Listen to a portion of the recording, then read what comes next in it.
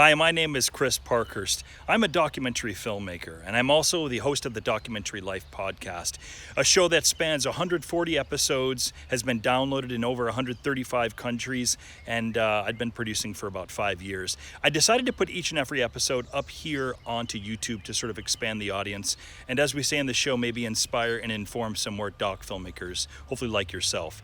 In the episodes, you may find some older, maybe outdated URLs, in particular any of the documentary filmmaking courses that we do offer online. If you have any questions about the URLs, simply look in the show notes on this page, here on this YouTube page, and that'll be able to take you where you need to go to. Other than that, I hope you enjoy the show, and it's great to have another listener to the Documentary Life. Have a great day. Microphone check, 1, 2, 3. City, sibilance. Levels check, good, sounds good. 1, 2, 3, rolling and... Documentaries are a labor of love. You don't look at it for fame. You don't look at it because you're trying to get into Hollywood. You do it because you're trying to send a message and you're trying to make a difference. During the process, it's agony and it's pain. So you have to ask yourself, is this what I want to do? Is this the story that I want to tell? Is this the movie I want to make? Because if you don't want to do it, then it's going to show, because you have to be completely determined and passionate and in love with the story that you want to tell. Otherwise, you're unfair to the audience and you're really unfair to yourself. Hello and welcome to Season 2 of The Documentary Life, a show that sets out to inspire and inform you on how to best live and lead your own documentary life. This is episode 101, and it is brought to you by the Doc Lifer Elite Mastermind, an exclusive weekly mastermind where filmmakers come together for support, guidance, and empowerment to make their best doc films and lead their best doc lives. I'm your host, Chris G. Parkhurst. Thank you for joining me for today's episode.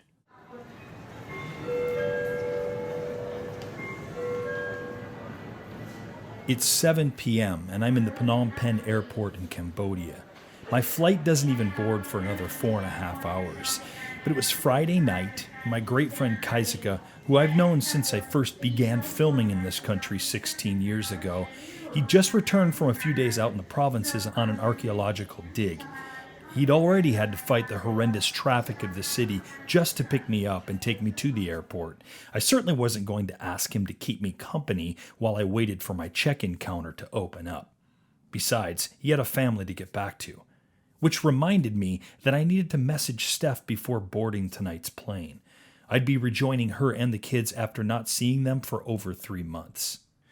Anyhow, so I had some time to kill, but then quickly realized I didn't really have much of a place in which to kill it. You see, I couldn't exactly maneuver around the airport that easily. Not with 3 giant bags of gear, my camera bag and a smaller backpack, both of those I would bring on the plane with me. I had the bags and camera stacked on a cart while I wore the smaller but quite heavy carry-on backpack. That backpack was worth more to me than all of the bags of gear and my C300 Mark II camera and lenses combined. The gear I had some pretty reliable equipment insurance for, but if I misplaced my little but quite heavy backpack, well, I can't really say what I would have done. It basically had my life and well-being in it. It had my passport, and it had what I'd been working on for the past 7 weeks, and what Steph and I had been working on since 2014, our documentary film, Elvis of Cambodia.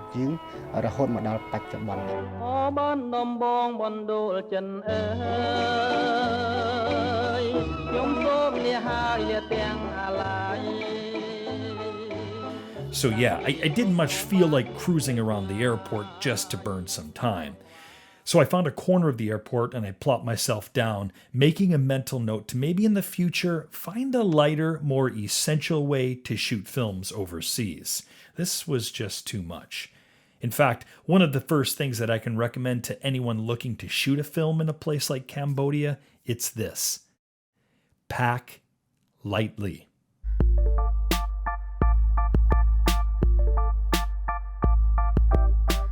Only bring your absolutely most essential film gear and bring a quality pair of footwear. Just about everything else you can get in Cambodia. and probably for cheaper. Even your immunizations if you should be pressed for time and not make it to your local travel clinic before getting on the plane. Which I've done before, by the way, and it was like half the price. I sat there bemoaning the fact that I was already going to have to pay an exorbitant fee for the extra bag, and I was just hoping against hope that none of these bags was going to be over the weight limit. For over 2 months, I'd been lugging these very heavy bags of film gear around the country, from one town to the next, one guest house to the next, one taxi or bus ride to the next. And each and every time I'd say to my travel and filmmaking companion, Patrick, I have to figure out a better way, man. This is just too much shit. Because here's the thing, Doc Lifer. I totally get the whole it's better to have and not need than to need and not have thing. But seriously, if you've done this as long as I have, there's no reason to be toting around some of the gear that I was painstakingly toting around. And I'll bet you've experienced this a bit yourself, where you've packed every last lens, every extra battery, that super sweet slider that looks really cool but you use approximately once every 2 years, or in my case, the Light Pro feather crane, which we'd paid over $800 for 4 years ago and really only used for about 4 shots. Or even my handheld rig, which was ridiculously weighty, and I actually preferred simply holding our Canon tightly to my body because I kind of like the flow or dance with the camera better that way. All of these things, they were just adding weight. And not just physically, although that eventually itself, that took its toll when during the last week of shooting, I came down with some severe shooter's elbow, also known as tendinitis, that seriously prohibited my abilities in the last couple of days of shooting. But I'm also talking psychically. Anyone who knows me will tell you that even in the best of times, I'm basically a pretty neurotic person. But put me in Cambodia, either traveling alone or maybe another person or two with all of this equipment, I was on a whole other level of anxiety, and all the time.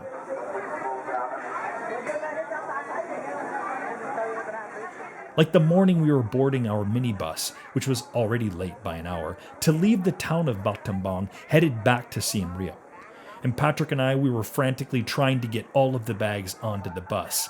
And by the way, every time we traveled, we'd have to purchase an entire taxi or pay for extra bus seats because we were carrying so much. Well, during this particular morning, we'd boarded the minibus, and suddenly I had the realization that for some insane reason, the last bag that we needed to bring onto the bus was the camera bag. I immediately went to a place of panic. I couldn't fathom how that hadn't been the first bag to make it onto the bus. We'd done this a number of times already. This was like clockwork. So after a quick search for the bag on the bus, I sprinted out the front door to where we'd been sitting at the station. Patrick was shouting behind me, but I couldn't tell what he was saying. I assumed it wasn't good. My heart sank when I didn't see the camera bag where we'd been sitting. So I'm trying to calm myself down, with some meditative breaths, but I knew that wasn't going to be any good. I was already trying to remember where I'd put our gear insurance information, because clearly after making it through 80% of the shoot, our camera had now been stolen. I turned back towards the bus where Patrick was waving at me. I ran back up to him. He produces the camera bag, which was apparently buried next to other passengers' bags at the front of the bus. I looked around me at other foreign tourists' faces who just kind of looked at me either amused or confused. Or was that pity on their faces? I sat down, relieved that the camera was on board, but slightly embarrassed by my panicked state, and also, again, annoyed that I was now not only experiencing the physical burden of all of this extra gear, but now that extra weight was clearly taking its psychic toll on me.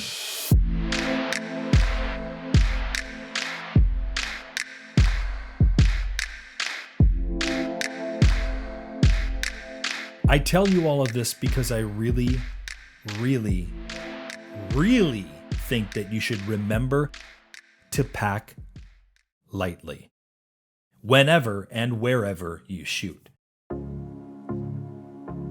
But maybe especially in situations where you're far from home and don't have the luxury of your own car your own home to go to at the end of the night, or an airtight, reliable way in which to travel or stow your gear and belongings. I never did end up using the Light Pro feather crane. In fact, I sold it to another Cambodian filmmaker just before leaving country. I never used my GoPro or any of its accessories. I didn't even end up using 2 of the lights that I brought with me. I used my handheld rig a total of 1 time.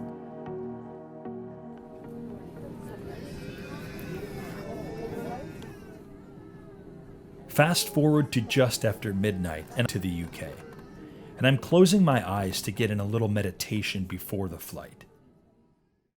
And a funny thing happens. I think of something that I've thought very little of over the past 2 months. It wasn't the film, surprisingly, and it wasn't Cambodia, and it wasn't Steph or the kids. In fact, I just texted her to let her know I'd see her soon, soon being like 18 hours, by the way.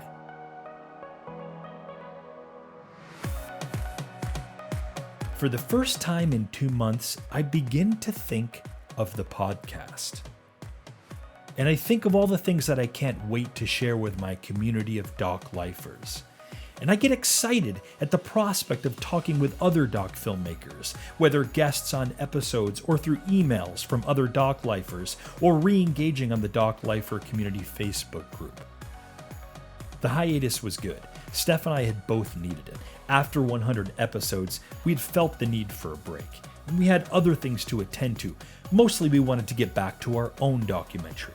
And we were both now feeling more connected to our film in a way that we hadn't for at least 3 years. Elvis of Cambodia now feels like a real film somehow, if that makes any sense, which is just amazing. And we can't wait to keep working on it and sharing that journey with the world. And this time away from the podcast, and then this time in Cambodia working on our doc, it's given me a renewed appreciation for doc filmmaking. And it has reinvigorated me to now reconnect with you. I've kept you at bay for a while now, Doc Lifer. Sure, I've continued receiving your emails, and thank you for that, and I've occasionally popped into the TDL Community Facebook group.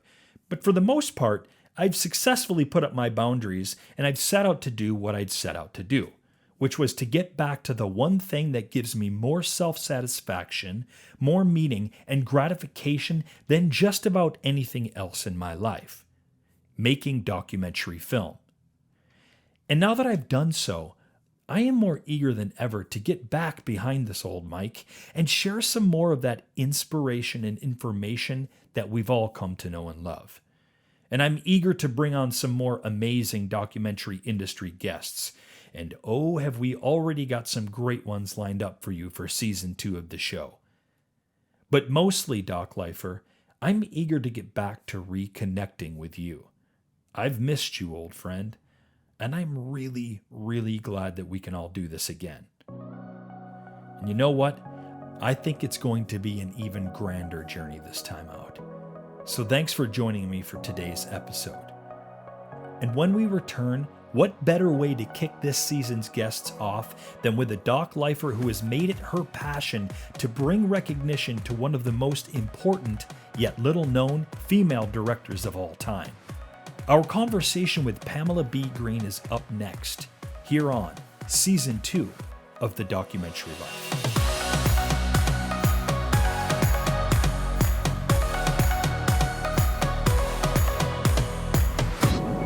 Something I wanted to mention before continuing on with today's show. You've probably noticed that we're playing around with some pretty cool fresh sounds on this season of TDL.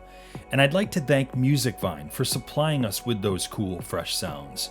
If you're interested in learning a little bit more about how Musicvine might be able to serve your doc project, you can check out the show notes for today's episode, or you can simply go to their website at musicvine.com.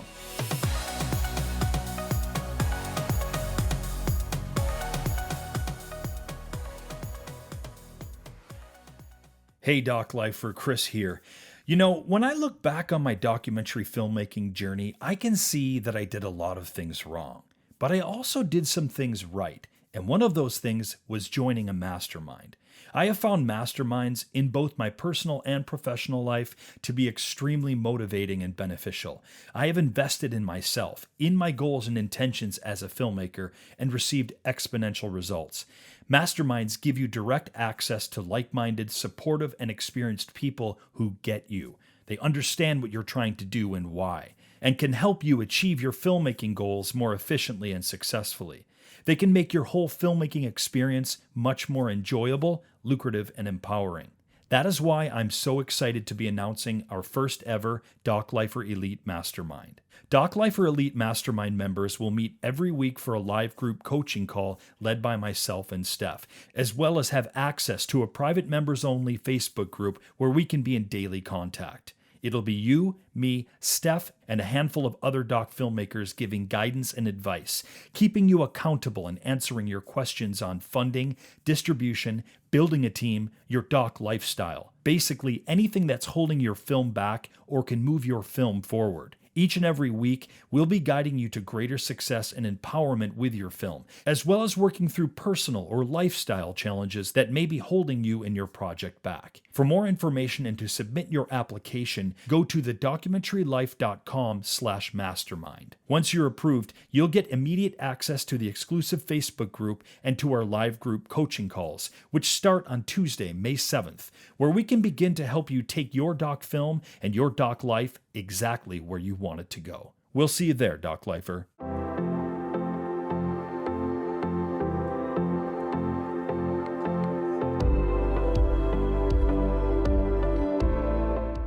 Welcome to our first ever Doc Lifer Stories.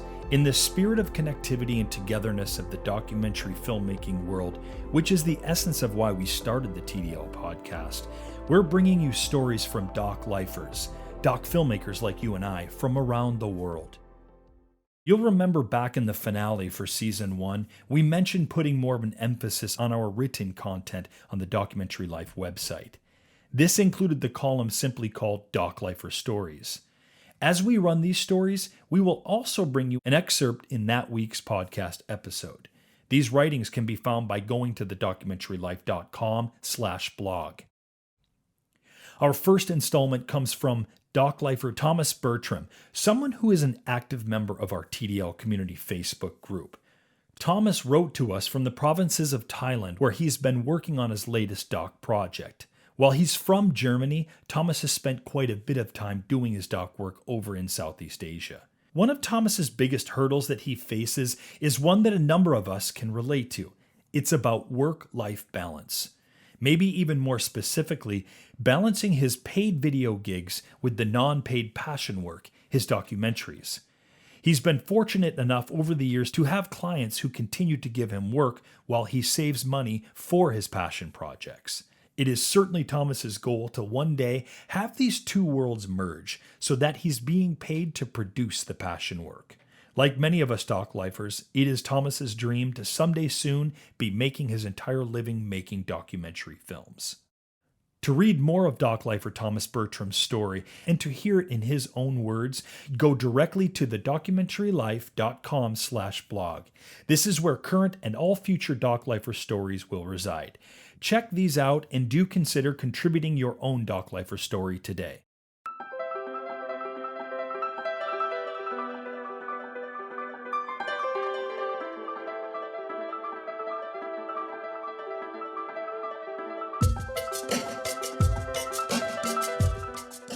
Pamela B. Green is an American film producer and director known for her work in feature film titles and motion graphics. She is a co-founder of PIC, an audiovisual communications studio focused on entertainment and motion design. PIC designs and produces content for motion pictures, television, and commercials, and has done main title sequences for over 100 feature films and for every major Hollywood studio. Green is also the writer, director, editor, and producer of Be Natural, the untold story of Alice Guy Blache, a feature-length documentary about the first female film director, Alice Guy Blache. Be Natural is a documentary that successfully ran a Kickstarter crowdfund for $200,000, was executive produced by Robert Redford, Hugh Hefner, and Jodie Foster. It was also narrated by Jodie Foster, and it premiered at Cannes 2018. It has now just begun its theatrical release. Pamela B. Green, welcome to the Documentary Life. We're excited to have a conversation with you today. Thank you so much for having me. Now, early on, it sounds like obviously design and motion graphics played a big part in your life. I'm curious if you can kind of shed a little light on that and how this led you to the film and TV industry, and then perhaps how that led you to documentary. Basically, I loved detective stories growing up as a child, and I loved drawing, and I loved animation, but I never thought that it was something I was going to get involved with until I moved to LA working for a company called Kaleidoscope that did motion graphics and movie trailers. They were one of the first trailer companies in the business. So they had all these departments where they did movie trailers and posters and graphics for TV spots and trailers and title sequences. And I didn't even know what that meant. And I didn't know what I was watching. So then I said, oh, title sequences. I like Panic Room and, Spider-Man and different things. And I was talking to the different artists. So I felt like I got accepted by understanding, the quality of the work and, liking Saul Bass, et cetera. But I didn't know that you could tell a story full on through using that medium. And that was kind of my school in a way to learn about movie marketing, editing TV spots, trailers, graphics, etc. Oh, yeah, I bet. And then from there, I ended up starting my own company where I wanted to do more commercials, directing commercials, and doing like the Oscars. Basically, anything that I wasn't able to do or I wanted to work on, I just sought after because I would bring in the work as well. But mostly looked at myself as the producer and then only later as a director. And then these tools obviously are the perfect match for working on Be Natural. Yeah. But even before that, I was working on a film called Voodoo and another one called The Kingdom that had a lot of stock footage and archival, and I became obsessed. So I searched the hell out of the stock footage. And obviously, again, in Be Natural, that was a big deal. So when I found out about Alice, I put the tools to work. But I'd never made a film before. I didn't go to film school. I didn't go to design school. I didn't go to animation school. I didn't go to writing school. And I definitely didn't go to editing school. I never edited before. So there's a lot of never have before on this film and a lot of firsts, definitely for me. But the thing is, and I've already gathered here in a few minutes of conversation with you, Pamela, you're very much, you're someone who embodies an entrepreneurial spirit. And so anything it sounds like that you may not know, you quickly find out how to do it or where the resources are that can help you along that journey, don't you? Yeah, because you don't wait.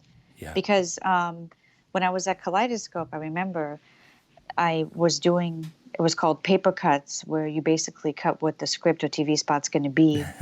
And then I was like, oh my God, I don't know how to do this. And my boss at the time, his name was Mike Camp, he said, well, you better figure it out because we're not going to do it for you. And I just, was always kind of like a one-woman show of just doing my own thing in an organization and treating it as my own business and just not counting on anyone, because you have to really, if you want to move forward, you have to really do the work. Have you ever heard of Alice Guy Blache? I'm a filmmaker. I've never even heard of that. I've never heard of Alice. I'd heard of her no, I'd never heard of her. I think people will think you're making it up. 1895. The Lumières present the first public demonstration of their new invention, the cinématographe, the first reliable method to project motion pictures. Among those invited, a young secretary. She thought, why not use film to tell stories?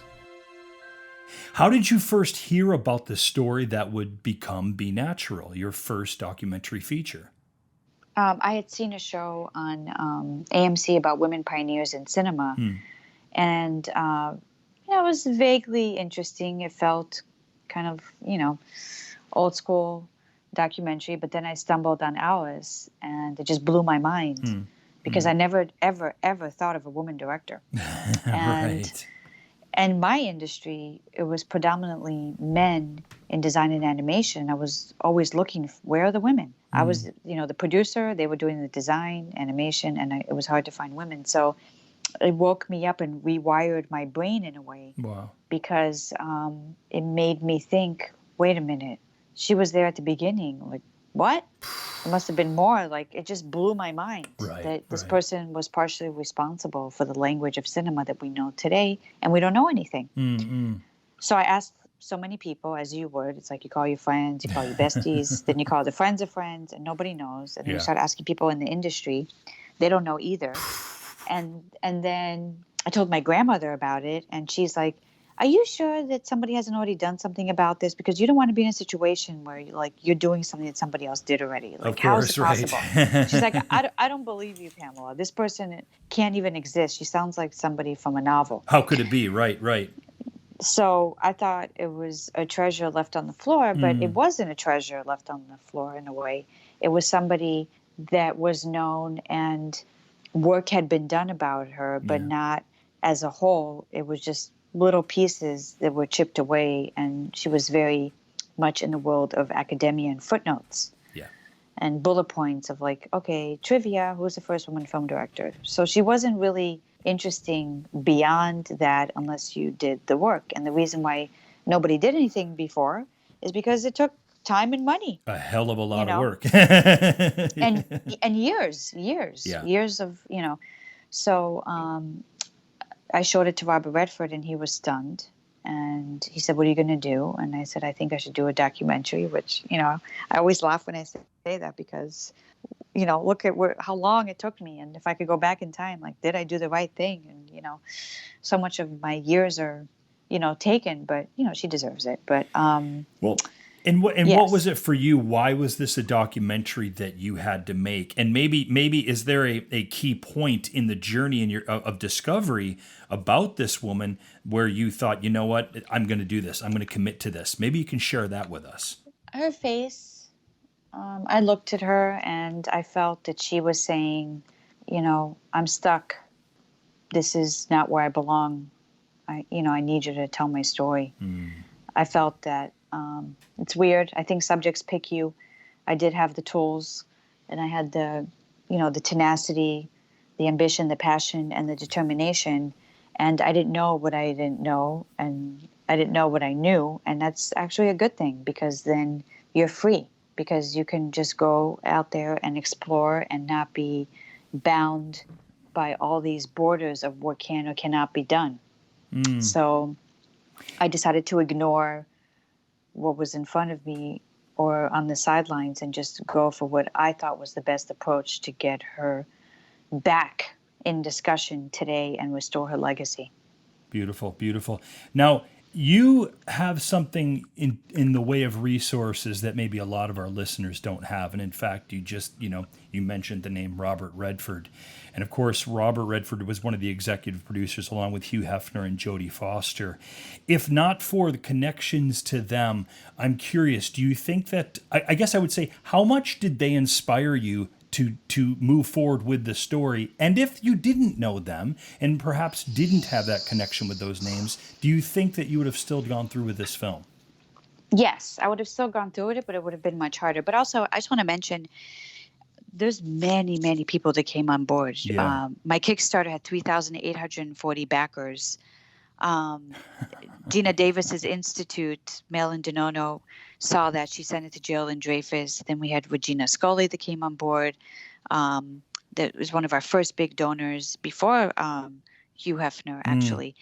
And Jamie Wolfe, Caroline Feeney, Abigail Disney, Linda Wyman. There's so many people that are behind this film, men and women, that have supported this adventure. But yes, of course, I showed it to Robert Redford, not because his name was Robert Redford. I showed it to him because I respected him in the industry, because he wasn't the typical Hollywood. He had something that he had made called Sundance for women, to be able to have an avenue to show their work. So already that was interesting to me. And he was open to talking to me. We got along right away. And he loves history. We both love history. So that was really the connection. And he was blown away.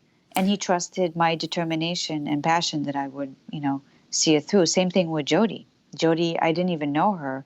Coincidentally, I was possibly going to be working on her film, The Beef. I don't even think she knows that. So you have an extra secret there. But I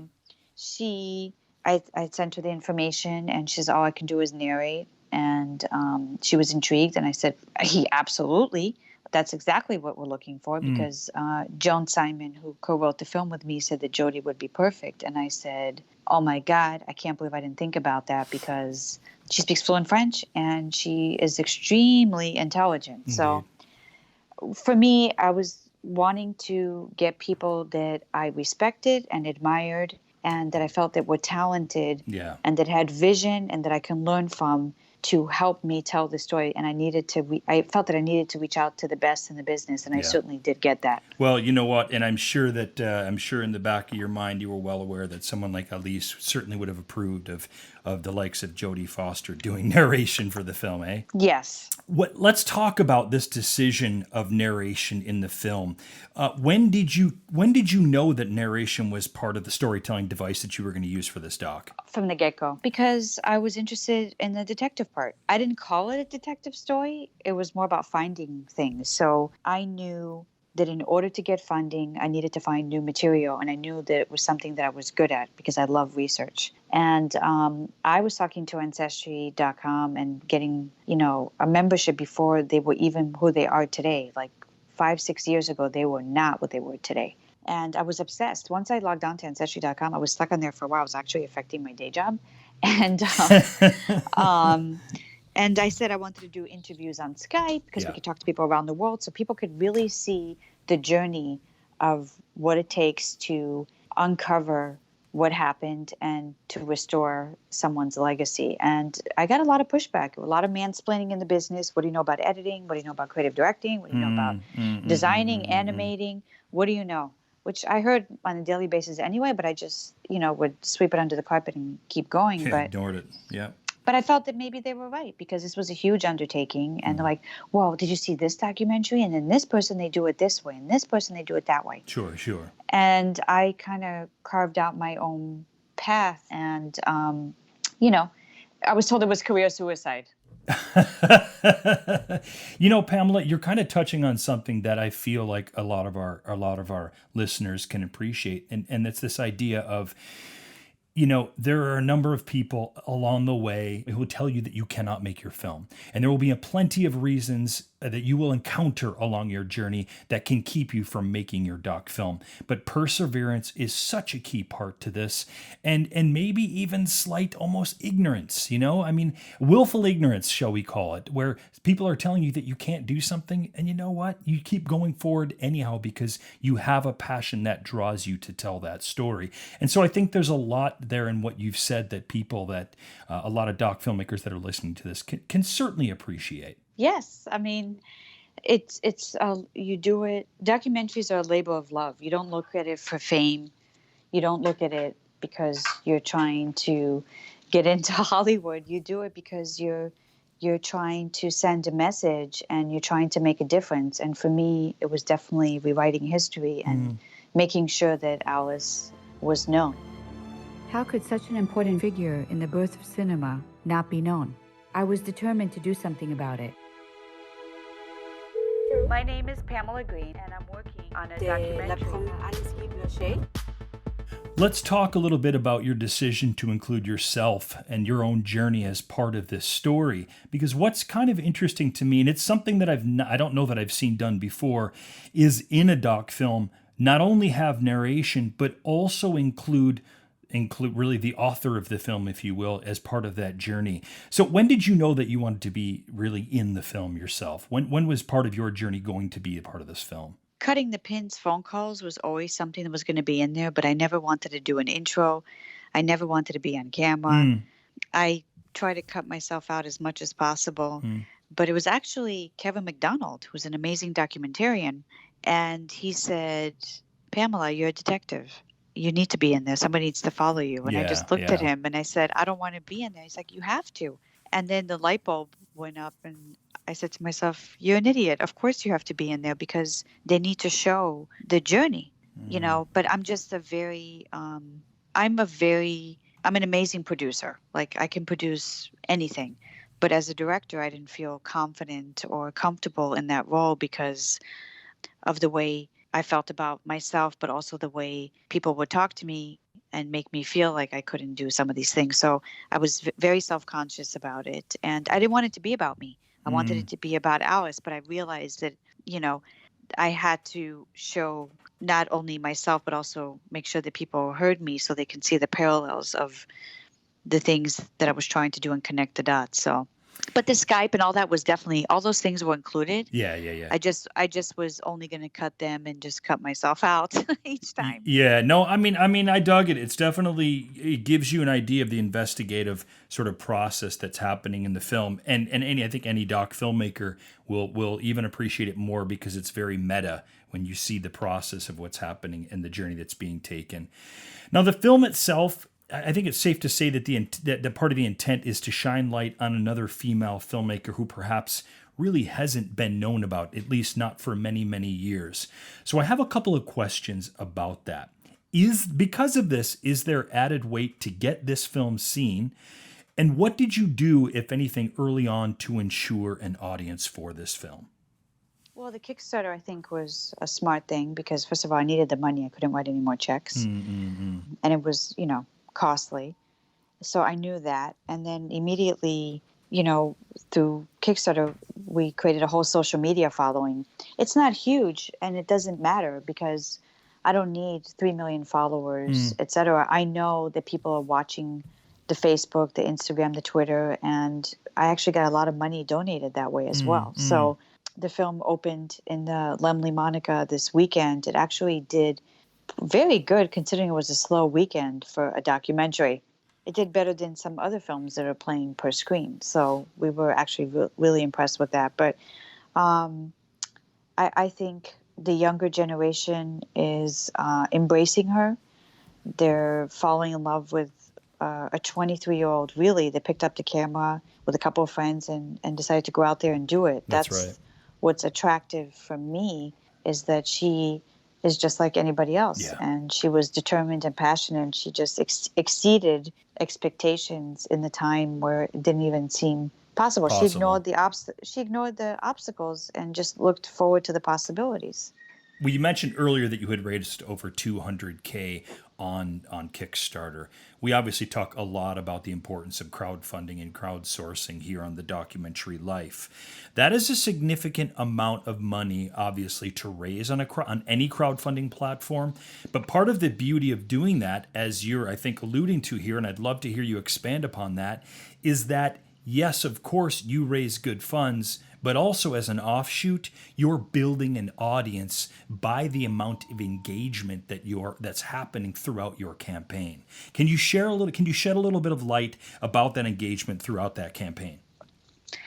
Well, first of all, that is a lot of money to some, but it's not for this project. This project is extremely costly. All the licensing, stock footage, it's the first time that her films had ever been seen. Some of them, they've been in film cans for quite some time. The older interview of Alice had subtitles burnt on her mouth and chest. I had to have it removed so you can see her. That costs $20,000. So you have to have people that are passionate and following the journey that want to write the checks to help you get there. So it's definitely been a combination of social media and philanthropists that have helped me get there. And if I didn't have the social media, I wouldn't be able to continue to get funding and have the audience. One thing I will say is that it did take a long time, and they felt that I was slacking off and that I wasn't going to deliver. So there were a lot of angry people saying that it's fraud, I didn't deliver, where's the movie? And I had to contend with a lot of that, a lot of nasty comments, etc. So now that it's been going through the festivals and they're seeing the success and they're watching it, I've actually had a journalist who interviewed me apologize and say that she was one of the people that wrote the nasty notes and she understands why it took so long after watching the film.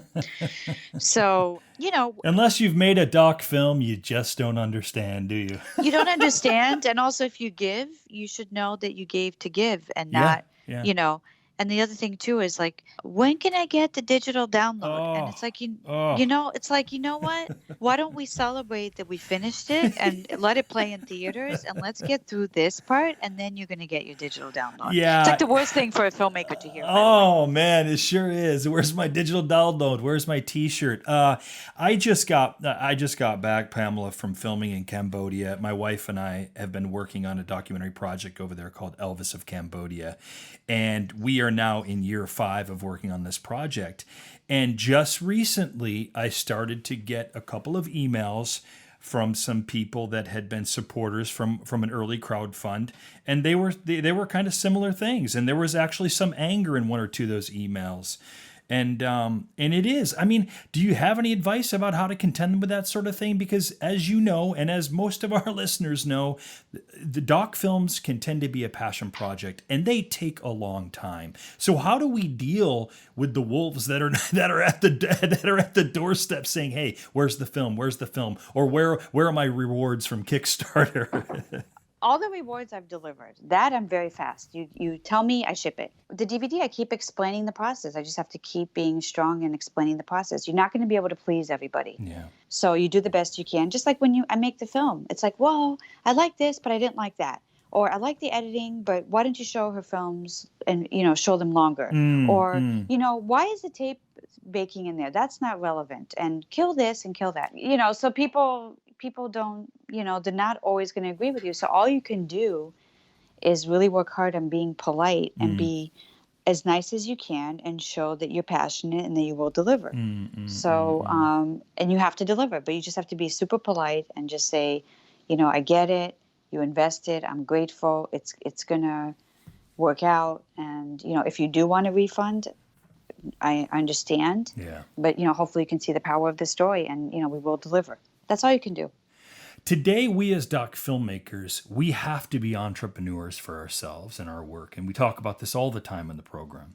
Alice was like the OG, the original gangster, if you will, of this. So what have you, Pamela, what have you learned from Alice? And what can we learn as doc filmmakers?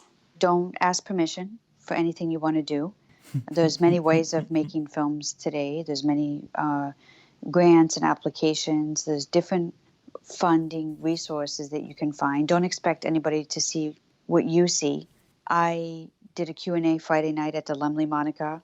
I went back Saturday. I wasn't satisfied with tickets on Saturday, so I went back and I did a Q&A again at 8:30 at night. Wow. Just to keep pushing. You're never, the work never ends until it's completely out into the world. You have to keep selling it until it's completely gone. And I think the lesson for me is, again, continue to be determined and passionate. Don't ask permission. Be patient. Patience is definitely something that I've learned here because I have no choice. If it's going to take 2 years to restore something, okay. If I have to call the Library of Congress for 3 years to get The Coming of Sunbeam to be transferred someplace else, then that's what it's going to take.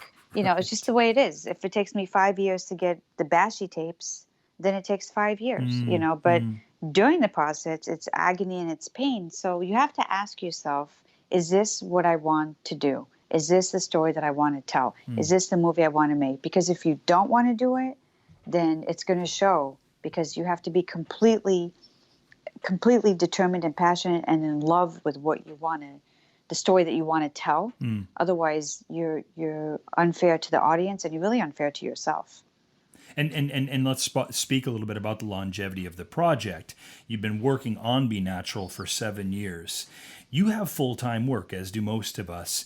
How did you keep the momentum going? And maybe even more what I'd like to hear is, Pamela, how did you structure your time? Did you do the film in spurts? Did you take time off from work to work on the film? How did you do that?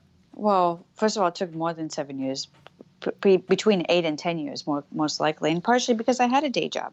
I would get up every morning at 4, and I would work until 11 o'clock at night. So I would do both, and I had to make a living. So when people are like, why is it taking so long? Well, I need to pay my bills because I don't see anybody that's paying for my bills as I'm making this film. Yeah, of course. So I had to do the day job, et cetera, and it was very difficult. And it had an impact on my health. My hands hurt me from tweeting. And my hands hurt me from editing. and the sitting and the standing and the moving and the doing and just constantly using my brain, I was exhausted and I really wanted to give up. I was going to unplug everything. And I said, you know what? Screw this, because I made a piece of crap and nobody likes it. And I really did feel that way for a long time. And if it wasn't for people like Joan Simon and Geraldine Dreyfus and Jamie Wolfe and Regina Scully and Terry Thomason, who works at Playboy, that for 2 years she had to listen to me until she introduced me to, Hef's team to donate. These people are my support and listen to my agony of, what it took to keep it going. And they get it. They're like, I couldn't do what you did. I couldn't do it. Then I have my research assistant who came in as a research assistant, left a co-producer. Her name is Kasima. So she kept me going. Yeah. When I was cutting my first cut, it was 2 hours and 45 minutes. I was like, I can't finish it. She's like, just one more shot. Let's cut this in. Let's do this.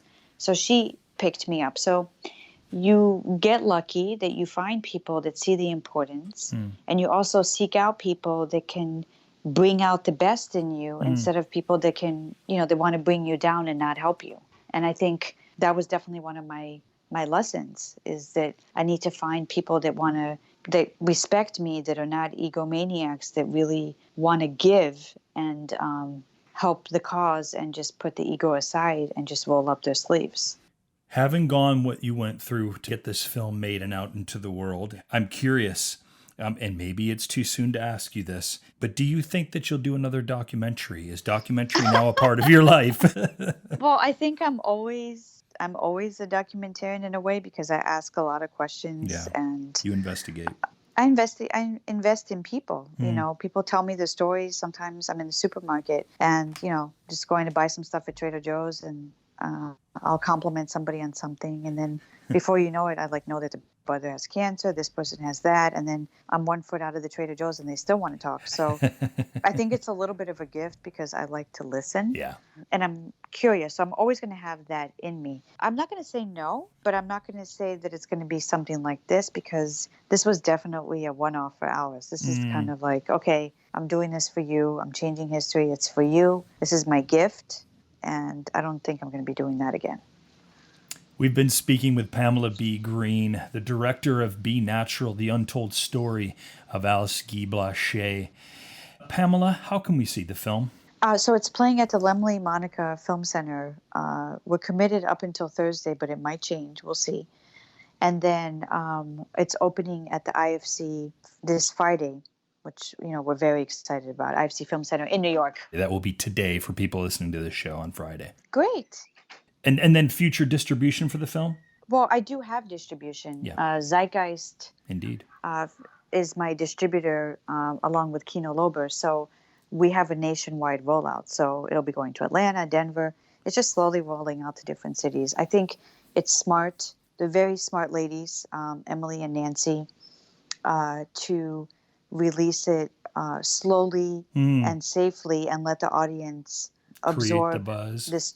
Yeah, and it's already going. People are already going crazy on social media, and it's been accepted at so many festivals. So let the film do the work, and I wish it was only that. But we also have an amazing publicity team. Falco came on board, and we don't have millions of dollars, so it's very encouraging, and it's quite touching to see their support doing all this work to get this woman out there. I'm touched. I got teary-eyed this morning when I saw Alice on the screen in one of my interviews, because it's becoming real. So we'll, of course, put trailers up in the show notes for this episode for Be Natural, and we'll also stay up to date on when screenings are happening. Pamela, Great. What an outstanding way to kick off Season 2 of the documentary Life. Thank you so much for coming on to the program. Thank you so much for having me.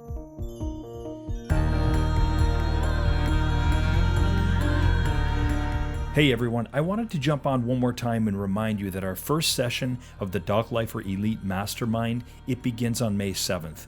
So we'd love to have you join our mastermind. And if you'd like to fill out an application, or if you'd like to read more information about the mastermind, just head to thedocumentarylife.com/mastermind. Thanks, and we'll see you next week.